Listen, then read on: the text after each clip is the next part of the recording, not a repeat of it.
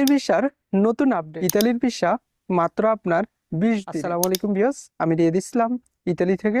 আশা করি আপনারা সবাই অনেক ভালো আছেন। আপনাদের মধ্য থেকে এমন অনেকেই আছেন আপনারা বিগত বছরে ইতালিতে ভিসার জন্য আবেদন করেছেন। আবেদন করার পর আপনারা ইতালিতে নুলস্তা পাওয়ার পরও কিন্তু আসতে পারেননি। বছরকে বছর আপনারা অপেক্ষা করেছিলেন। 2026 সালেও এমন অনেকেই আছেন যারা ইতালিতে আপনারা ভিসার জন্য আবেদন করবেন।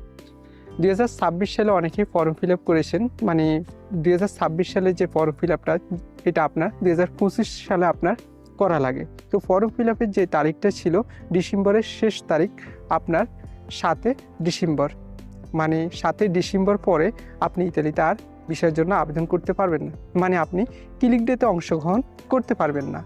যেমন পরীক্ষার আগে আমাদের যেমন ফর্ম ফিল আপ করা লাগে, যদি ফর্ম ফিল আপ আমরা করি এসএসসি পরীক্ষার বা আপনার ইন্টারমিডিয়েট পরীক্ষার, সেক্ষেত্রে আমরা এক্সামে অংশগ্রহণ করতে পারি। মানে আপনার ডকুমেন্টগুলো যদি আগে সার্ভারে থাকে তাহলে আপনি পরীক্ষাতে অংশগ্রহণ করতে পারবেন। সেম আপনার ইতালির ভিসার ক্ষেত্র, আপনি যখন ফর্ম ফিল আপ করবেন তারপরে আপনি ক্লিক ডেতে অংশগ্রহণ করতে পারবেন।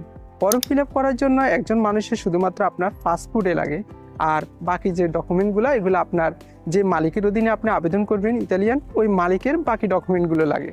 তো ফর্ম ফিল আপের 7 তারিখে, মানে আপনার ডিসেম্বরের 7 তারিখ অলরেডি শেষ হয়ে গেছে, কিন্তু আপনি চাইলে আর ইতালিতে ভিসার জন্য আবেদন করতে পারবেন না। তবে আপনি চাইলে আপনার পরবর্তী বছরে আবেদন করতে পারবেন। আপনারা জানেন ইতালিতে প্রতি বছর আপনার কৃষি ভিসার জন্য, স্পন্সর ভিসার জন্য এবং বিভিন্ন আপনার ডোমেস্টিক ভিসা সহ বিভিন্ন ক্ষেত্রে আপনার লোক নেওয়া হয় মূলত।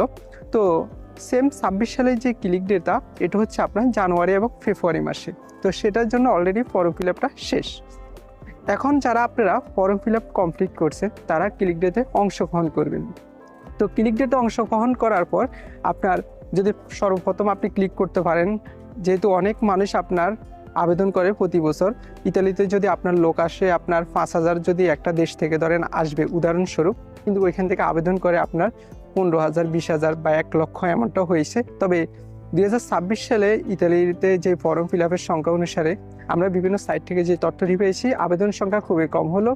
তবে মালিকের যদি সম্পূর্ণ ডকুমেন্টগুলো অ্যাকুরেট থাকে, আবেদন করার ক্ষেত্রে আসলে অনেক রকমের আপনার আবেদন করা লাগে। যেমন বিভিন্ন ডকুমেন্ট যদি সে সাবমিট করে, সেক্ষেত্রে একজন মানুষের আপনার ভিসা ওঠার চান্সটা অনেক বেশি বেড়ে যায় আর কি মূলত। তো 26 সালে আপনারা যারা ক্লিক দিতে অংশগ্রহণ করবেন, যদি আপনারা নুলস্তা পান, নুলস্তা পাওয়ার পর যেমন বিগত বছরে নুলস্তা পাওয়ার পরও আপনারা বিএফএস গ্লোবালে ডকুমেন্ট জমা দিয়েছেন, সব কিছু করছেন, তারপরে কিন্তু আপনি ভিসা পাননি।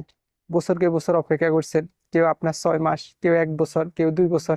এমন অনেক মানুষকে আমরা দেখি, যেহেতু এমন অনেকেই আসলে প্রতিনিয়ত কমেন্ট করেন বা আমাদের ইনস্টাগ্রামের মাধ্যমে মেসেজ করেন যে ভাই বিএফএস গ্লোবালে অ্যাপয়েন্টমেন্ট পাচ্ছি না, আবার বিএফএস গ্লোবালে আপনার নুলস্তা পেয়েছি কিন্তু ভাই ভিসা পাইনি, পাসপোর্টও কোনো খবর নাই, 1 বছর হয়ে গেছে, 2 বছর হয়ে গেছে।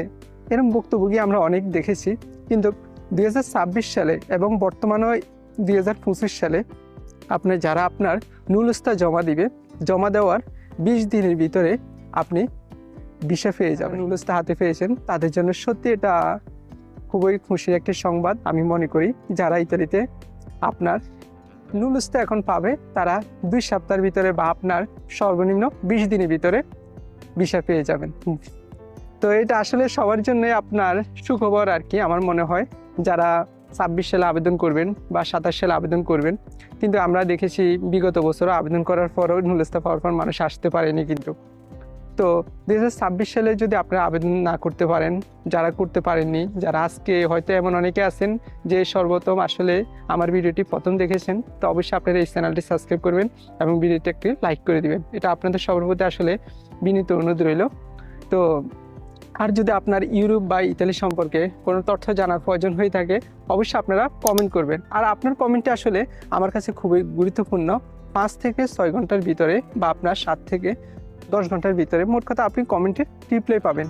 তো ইউরোপে যদি আপনার অলরেডি, মানে ইতালিতে আপনি ভিসার জন্য আবেদন করে থাকেন, সেক্ষেত্রে যদি আপনার কখনো নুলস্তা উঠে, সেক্ষেত্রে আমি মনে করি আপনি হালকা বেসিক একটা ধারণা নিয়ে আসবেন ইতালিয়ান ভাষার। আর এছাড়া আপনি চাইলে ইংরেজি ভাষাও কিন্তু শিখতে পারেন। আসলে এখানে আপনি ইতালিতে আপনার ভিসা হবে বা নুলস্থা উঠবে, বিষয়টা এমন না। কিন্তু আপনি যদি ইংরেজি শিখে রাখেন সেক্ষেত্রে অন্য সময় আপনার ইনশাল্লাহ কাজে আসবে, যেহেতু ইংলিশ একটা ইন্টারন্যাশনাল ল্যাঙ্গুয়েজ। তো ভিউয়ার্স, এই ছিল আজকের ভিডিও যদি আপনাদের হেল্পফুল হয়ে থাকে আপনার ভিডিওটি শেয়ার করবেন। এই চ্যানেল যদি আপনি নতুন দর্শক হয়ে থাকেন আপনার চ্যানেলটি সাবস্ক্রাইব করবেন। দেখা হবে পরবর্তী অন্য একটি ভিডিওতে। সে পর্যন্ত সবাই ভালো থাকবেন, সুস্থ থাকবেন। আল্লাহ হাফেজ।